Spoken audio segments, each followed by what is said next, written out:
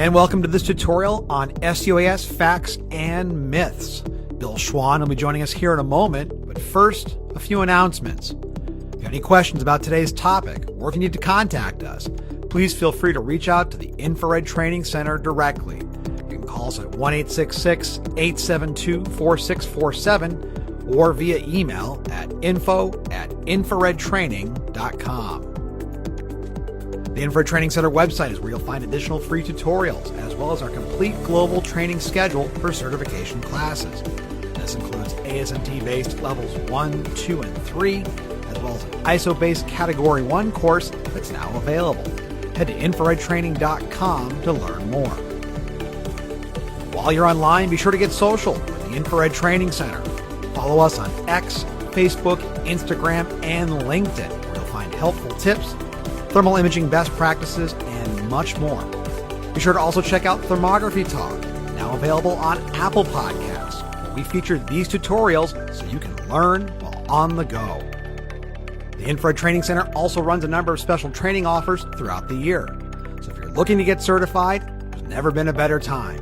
To learn more about these, please feel free to give us a call, send us an email, or visit the Infrared Training Center online at infraredtraining.com.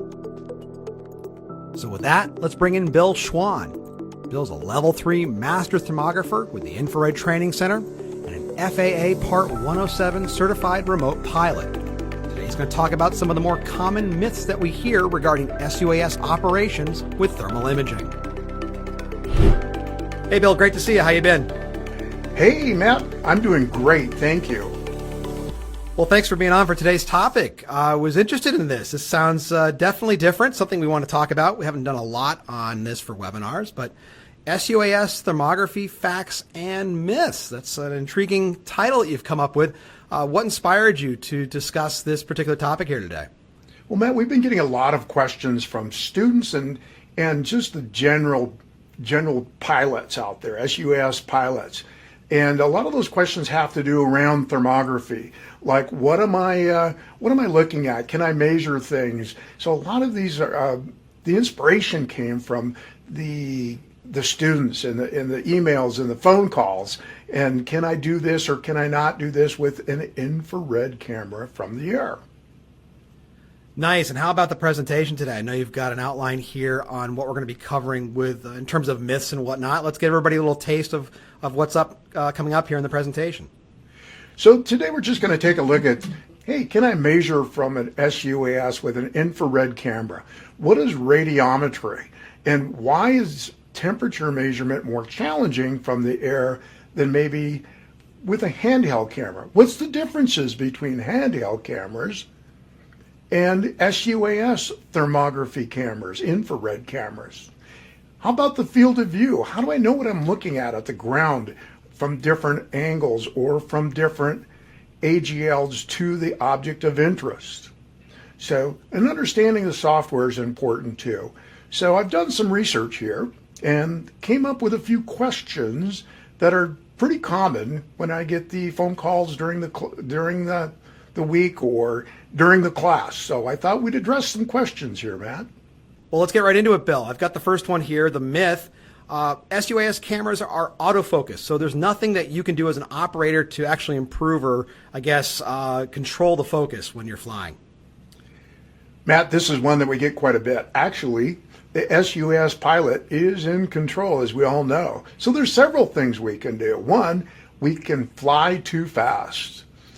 We can yaw too aggressively, and our distance to the objective is too great. So we have to be conscious of this when we're collecting data. We're not just flying the aircraft, we're actually collecting data. So being aware that we need to be at least 30 meters or less to the object of interest for the camera to focus correctly. Understanding our humidity levels. High humidity will cause the image to look foggy, blurry, has nothing to do with focus, has to do with humidity. So these are some things that we can do, that we can, as pilots, to get a better focused image for us and our clients for analysis. How about this next one, Bill? That the temperature ranges in an sUAS camera are automatically determined, so it's something that the operator can't adjust. Is that true or false? What's up with that? Well, Matt, in an sUAS thermography camera, you can't measure every temperature available. So in sUAS thermography cameras, we call it gain. So in your controllers, you're going to find something that is called gain. That is a range in a handheld camera. It's called the range. So what is the range? The range is the highest and lowest temperatures that the camera can accurately read. But there's one more caveat when it comes to sUAS infrared cameras. If we're in high gain, that means that's going to be a smaller range. And remember, all of your ranges will change dependent upon manufacturer. If we're in low gain, we're going to have a higher range of temperatures that we can evaluate. But the caveat is this. In high gain, our margin of error is plus or minus 5%. In low gain, our margin of error increases dramatically to plus or minus 20% or 20 degrees Celsius, whichever is larger. So we want to try to find the gain in our respective software in our controller and try to operate in high gain as much as possible. I saw you had an example here. This is on the next slide of what it looks like something that's out of range or out of gain. Is that what we're seeing? Yes, in that in an sUAS camera, because the software that operates the aircraft is not radiometric, it will not give you an indicator that you are out of gain. You can only get that indicator if you have a radiometric image and you put it in radiometric software. So what does radiometric mean? Radiometry analyzes the individual pixel and identifies the temperature.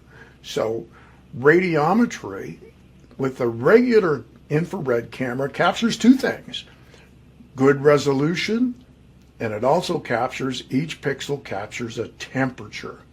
So range can only be determined, out of range can only be determined in radiometric software.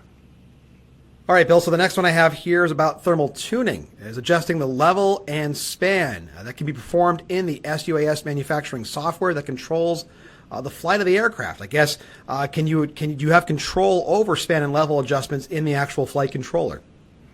Actually, you do not, Matt.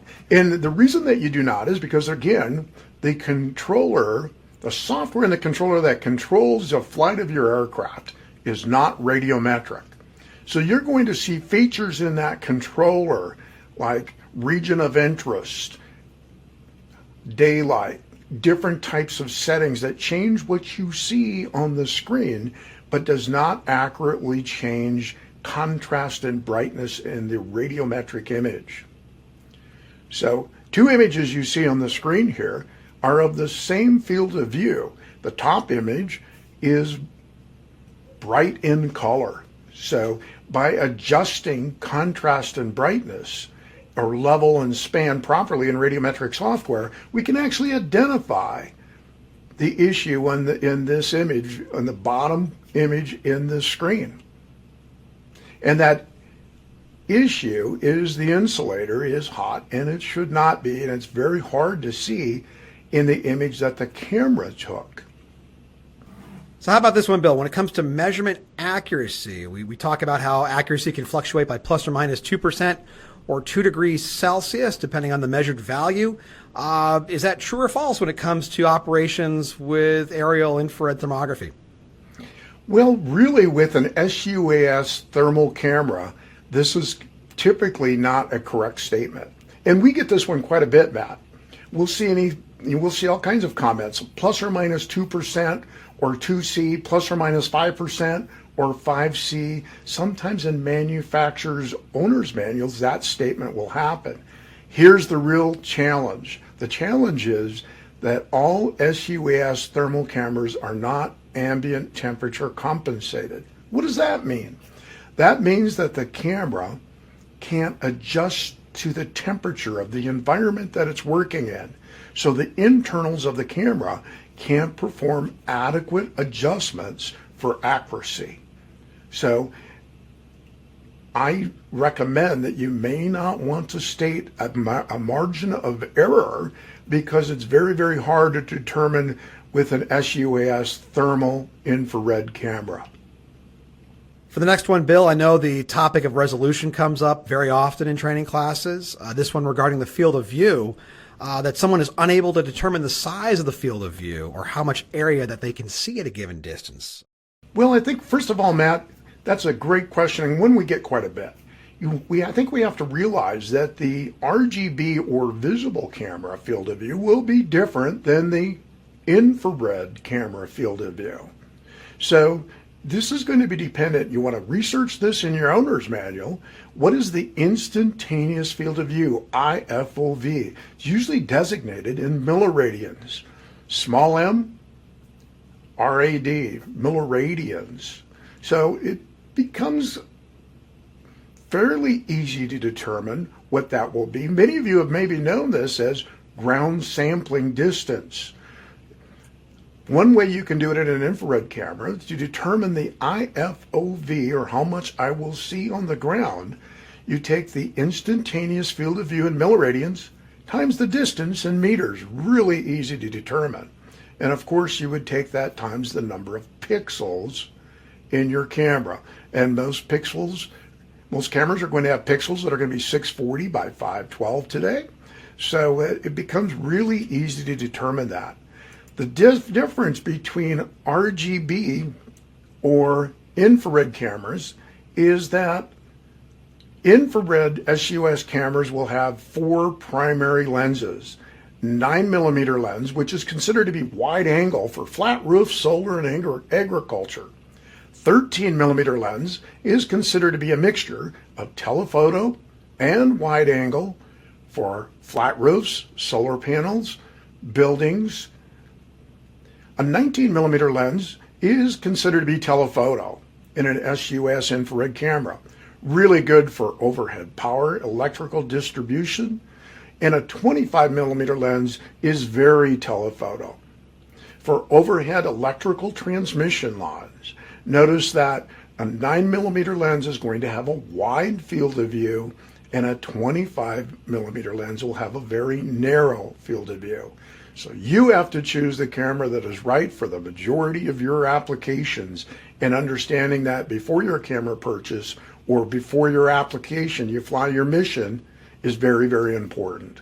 So Bill, while we're on the topic of temperature measurement here, how does the operator know that perhaps they're close enough to have sufficient resolution to get an accurate temperature measurement? Matt, that's a great question. This is a question we get quite a bit, and that's called the measurement field of view. Now, the measurement field of view, for example, in most handheld cameras, is going to be approximately, and I say approximate because this depends on a lot of factors, 4 pixels by 4 pixels. However, the measurement field of view in an sUAS infrared camera is approximately 10 pixels by 10 pixels.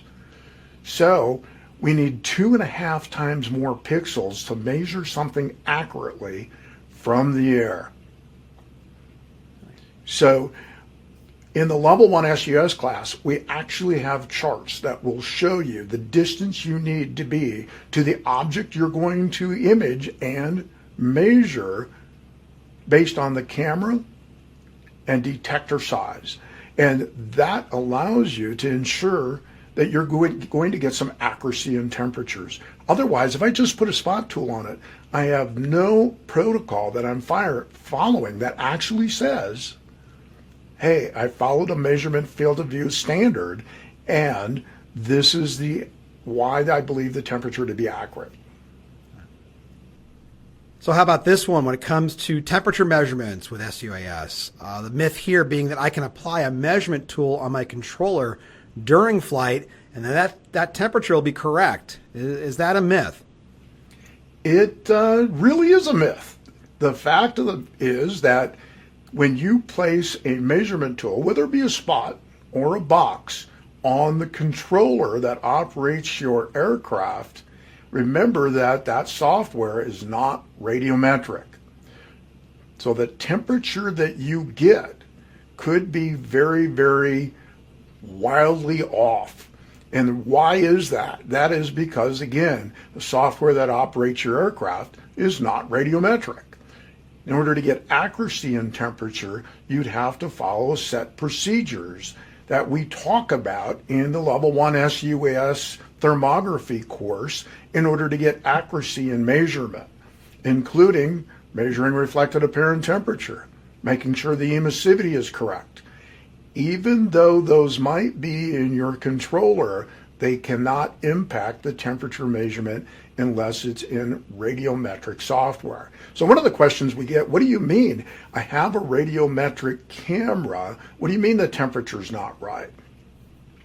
Your camera's doing the job. It's a radiometric camera. It's capturing all the information correctly. Now we need to complete that by using a radiometric software to interpret that data and give you accuracy. So you might consider using FLIR Thermal Studio to interpret that, or a radiometric software to interpret your data for accuracy. So, Bill, as we wrap up here, I've got a couple questions that I think are some of the more common ones that we receive from students or prospective students that are looking to get training. The first one of which is, what are the differences that are seen between handheld thermal imagers and those that are used for sUAS? I guess what are the primary differences or considerations that we're looking at in terms of temperature measurement accuracy, all of that, and what would we tell students that? Well, that's a question we get quite a bit, Matt. And it's important to remember that an sUAS infrared camera is not ambient temperature compensated, so it won't be as accurate as a handheld camera. We have more challenges collecting the data from the air, greater distances, more wind speed typically, more ambient conditions. By the way, sUAS infrared cameras cannot adjust for atmospheric attenuation, distance, and humidity. So even though we collect a great image and we put it in the radiometric software, the cameras today do not collect those variables for increased accuracy. So there are a few challenges and differences. Safety is another one. We talk about safety. When we're collecting data from an sUAS, we could be 30 to 40 meters away from the object, and we have to watch for wind speed, guy wires, make sure our altitude is correct, make sure the camera position is correct. There's a lot more variables with sUAS cameras than with handhelds. And then another question we get here, and this is from those that maybe have gone to level 1 and gotten their certification for level 1 thermography. How is that certification different from the one that we offer with the level 1 sUAS course? What are the differences between those classes, the big differences? Well, the level 1 thermography certification is a great certification. However, it's primarily related to handheld cameras. In the level 1 sUAS course, we dive into the differences between field of view, measurement field of view, the instantaneous field of view, the available lenses, how to fly the mission correctly to get good data. Well, we all like to fly. When we are flying a mission to collect data, we have to ensure that that data is as accurate as possible. So we have to take the time in mission planning to make sure we have the right camera, the right AGL to the target of interest, and we're able to actually acquire the data for further evaluation. All right, Bill, thank you. That's perfect. Appreciate it. Thank you very much for your time today. Very interesting topic here, the myths and facts of sUAS thermography. I hope to do this with you again pretty soon. I look forward to it. If anybody wishes to contact me at william.schwann@teledyne.com. Thank you and safe flying. Remember, if you have any questions on today's topic, please feel free to reach out to the Infrared Training Center directly. Call us at 1-866-872-4647 or reach us via email at info@infraredtraining.com. Our website is where you'll also find other free tutorials on a variety of topics and our complete training schedule. Plus, we also run a number of special training offers throughout the year. To learn more, give us a call or visit the Infrared Training Center online at infraredtraining.com. Thanks again for watching, and we'll see you online again soon.